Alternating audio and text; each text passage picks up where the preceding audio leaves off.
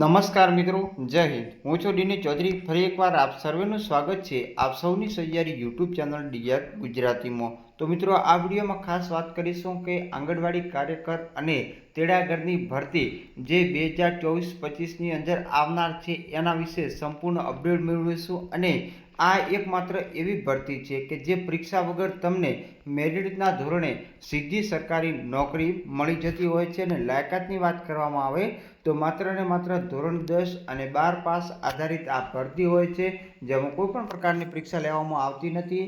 જે જિલ્લા વાઇઝ અલગ અલગ મેરિટ હોય છે અને ગામ વાઇઝ જે તમે ફોર્મ ભરેલા છે એની અંદર મેરિટ આધારિત પસંદગી થતી હોય છે। તો એના ઓનલાઈન ફોર્મ ક્યારે ભરાશે અને ફોર્મ કેવી રીતે ભરવું, કઈ વેબસાઇટ ઉપરથી તમને માહિતી મળશે, સાથે સાથે આનું પગાર ધોરણ શું હોય છે, વય મર્યાદા કેટલી હોય, નોકરીનું સ્થળ ક્યાં પસંદ કરવાનું હોય છે અને ખાલી જગ્યાઓ જેવી સંપૂર્ણ વિગતો આ વિડીયોમાં મેળવીશું। તો વિડીયો છેલ્લે સુધી જોતા રહેજો। ચેનલ પર ન હો તો ખાસ સબસ્ક્રાઇબ કરી બેલ આઇકન પ્રેસ કરી દો, એટલે તમને ભરતીને લગતી સંપૂર્ણ વિગતો મળતી રહેશે।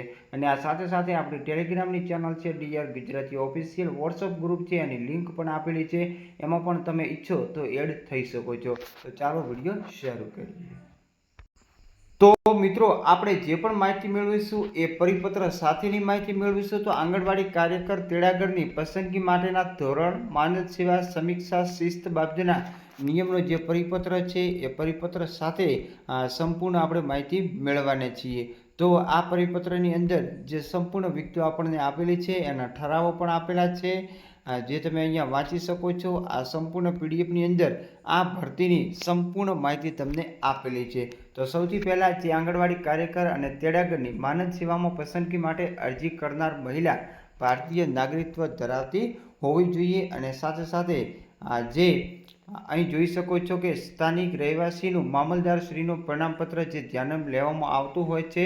તો એ જે જાહેરાત આવે એના પહેલાં 6 માસના સમયગાળાની અંદર આવું પ્રમાણપત્ર ઇસ્યુ કરેલ હોવું જોઈએ। તો અત્યારે તમે આ પ્રમાણપત્ર કઢાવી શકો છો કે જાહેરાત આવશે એટલે તમને ઉપયોગી પણ થઈ શકે છે। એના પછી આગળ વાત કરીએ તો આંગણવાડી કાર્યકર અને તેડાગરની માનદ સેવામાં પસંદગી માટે અરજી કરનાર અરજદારની જે ઉંમર છે એ અરજી કરવાની છેલ્લી તારીખે 18 વર્ષ પૂર્ણ હોવા જોઈએ અને 33 વર્ષથી વધુ ના હોવી જોઈએ।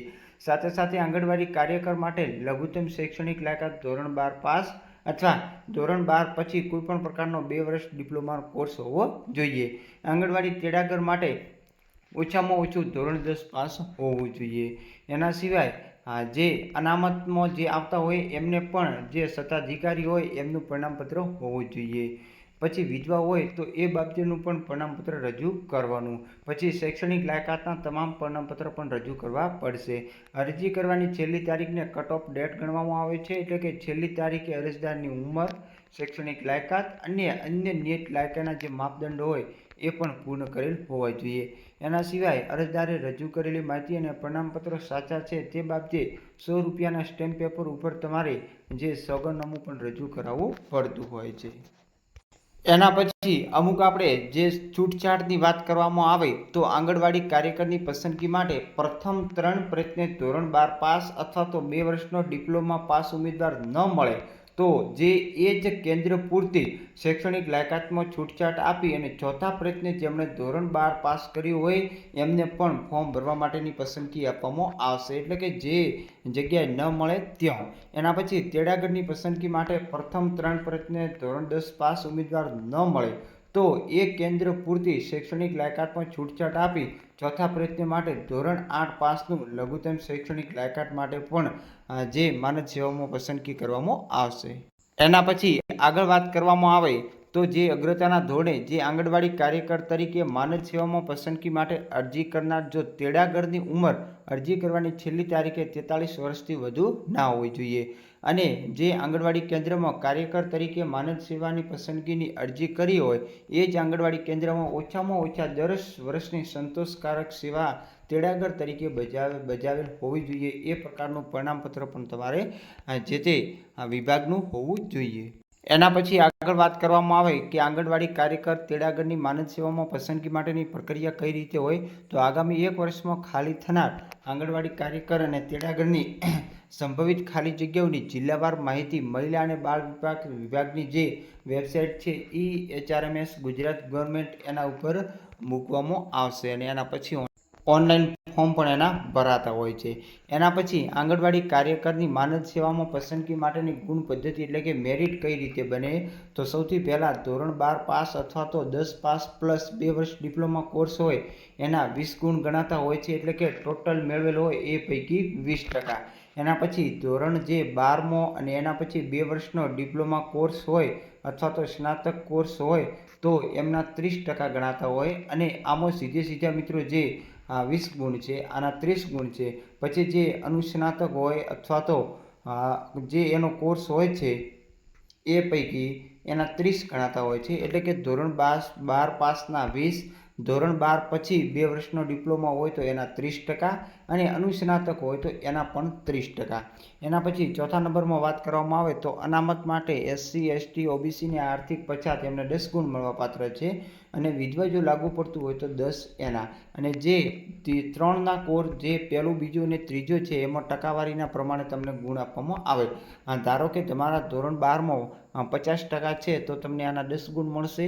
12 પછી ગ્રેજ્યુએશનમાં પણ તમારા 50% છે તો એના 15 મળશે અને અનુસ્નાતકમાં પણ તમારા 50 છે તો એના પણ 15 મળશે. એ રીતે ગણતરી થતી હોય છે. એના પછી તેડાગર માટે ધોરણ 10 પાસની ટકાવારી 20 ગુણ એટલે કે 20%, ધોરણ 12 પાસ અથવા તો કોઈ પણ પ્રકારનો 10 પછી 2 વર્ષનો કોર્સ હોય ડિપ્લોમા તો એના 30, સ્નાતક માટે 30, અનામત માટે 10 અને વિધવા માટે પણ 10, જે ઉપર મુજબ સેમ લાગુ પડશે. જો આ ટકાવારી કોઈ 2 ઉમેદવારોને સરખી થઈ જતી હોય તો જેની ઉંમર વધારે હોય એ ઉમેદવારને અગ્રિમતા પણ આપવામાં આવે છે. એના પછી મિત્રો મેં આપણે સ્થળ પસંદગીનું કીધું હતું, તો જે તે આંગણવાડી કેન્દ્ર માટે સ્થાનિક રહેવાસી હોવાના શરતે આંગણવાડી કાર્યકર કે તેડાગરમાં પસંદગી પામેલ હોય જેને આંગણવાડી કાર્યકર કે તેડાગરને કોઈ પણ સંજોગોમાં અન્ય સ્થળે બદલી આપી શકાશે નહીં, એટલે કે તમારે તમારા ગામની અંદર જ ફોર્મ ભરવાનું રહેતું હોય છે. એના પછી આગળ વાત કરવામાં આવે માનદ સેવા સમિતિ, તો આંગણવાડી જે કાર્યકર અને તેડાગર 58 વર્ષની ઉંમર સુધી જે તે સેવામાં જોડાય છે અને એના પછી એમને જે સેવાકર્મી સમાપ્ત એટલે કે નિવૃત્તિ પણ થતા હોય છે. એના પછી વાત કરવામાં આવે આંગણવાડી કાર્યકરના કાર્યો અને ફરજો જોઈ શકો છો, એમને શું શું કામ કરવાનું છે એની સંપૂર્ણ વિગતો પણ આપેલી છે. આ સંપૂર્ણ PDF માટે તમને નીચે આપેલા મોબાઈલ નંબર ઉપર તમે મેસેજ કરશો તો તમને વોટ્સઅપમાં આ PDF મળી જશે અને કયા કયા તમારે કાર્યો કરવાના છે અને ₹100 જે સ્ટેમ્પ પેપર છે એનો નમૂનો પણ અહીંયા આપેલો છે. એના પછી એનું અરજી ફોર્મ જે ઓફલાઈન ભરતા હોય, અત્યારે મિત્રો ઓનલાઈન વેબસાઇટ ઉપર ભરાય છે, ઓફલાઈન કોઈ પણ પ્રકારનું ફોર્મ ભરાતું નથી. તો આ ફોર્મ જે છે આ મિત્રો જૂનું છે, અત્યારે જ્યારે પણ ભરતી આવશે એટલે તમારે જે તે ઓનલાઈન અરજી કરવાની રહેતી હોય છે. તો આ રીતે મિત્રો ટોટલ 37 પેજની PDF ઉપલબ્ધ છે જે તમને વેબસાઇટ ઉપર પણ મળી જશે અને તમે વોટ્સઅપમાં મેસેજ કરશો તો પણ ત્યાં પણ તમને મળી જશે. તો બસ આજના વિડીયોમાં એટલું. ફરી મળીશું નવી વિડીયો સાથે નવા વિડીયોમાં. ત્યાં સુધી જય હિન્દ, જય ભારત. Thanks for watching.